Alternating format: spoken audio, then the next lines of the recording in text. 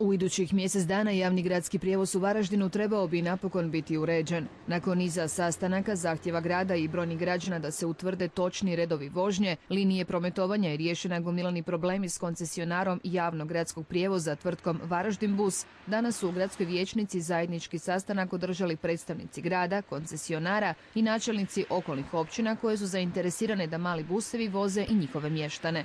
Nakon sastanka, osmijeh na licima čelnika općina i grada, ali i koncesionara, jer dogovor je postignut. Usprkos problemima, javni gradski prijevoz ostaje s istim cijenama, ali i poboljšanim redovima vožnje.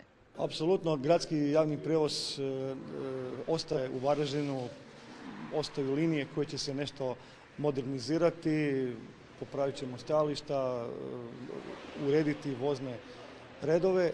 I cijena naravno ostaje ista 5 kuna kao što je bila do sada, a nova stvar je da smo dogovorili sa načelnicima općina, dakle koje graniče sa gradom Varaždinom i ove neke daljne općine, kao što je Cestica, Jalžabet, Petrijanec, koji će se također uključiti u taj, nazovimo ga, gradski prijevoz i koji će zajedno sa gradom Varaždinom i koncesionarom Varaždin busom u ponedjeljak potpisati sporazum u kojemu zajednički nastupamo kao komunalna djelatnost, dakle taj javni gradski prijevoz.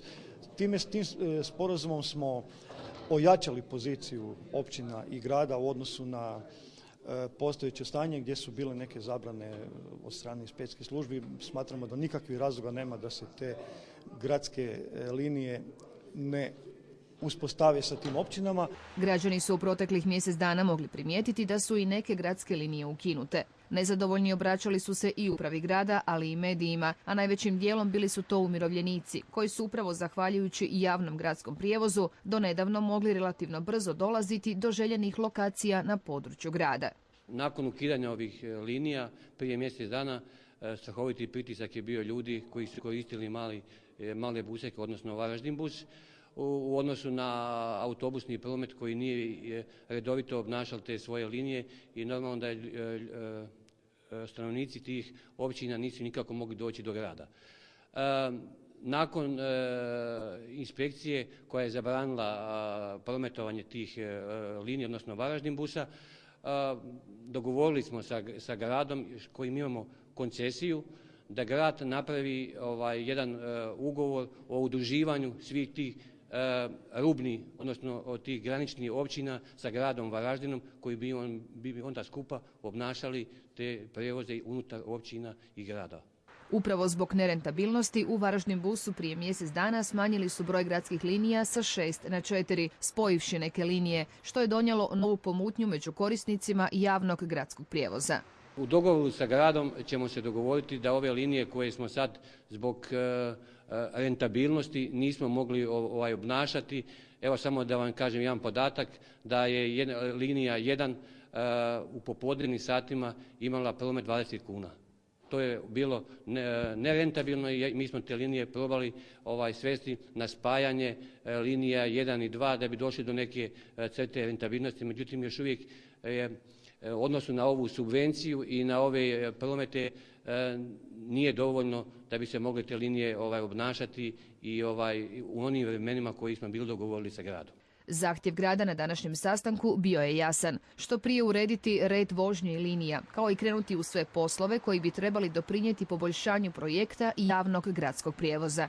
Kad je u pitanju grad, koncesionar praktički od danas ide u uređivanje, postavljanje voznih redova, uređivanje tih linija, dakle ono što su se građani i pismeno obraćali gradu da se ne morate voziti jednom linijom po cijelom gradu, pa ne znam, onda taj prevoz traje pol sata, koliko bi možda i pješke došlo i tako.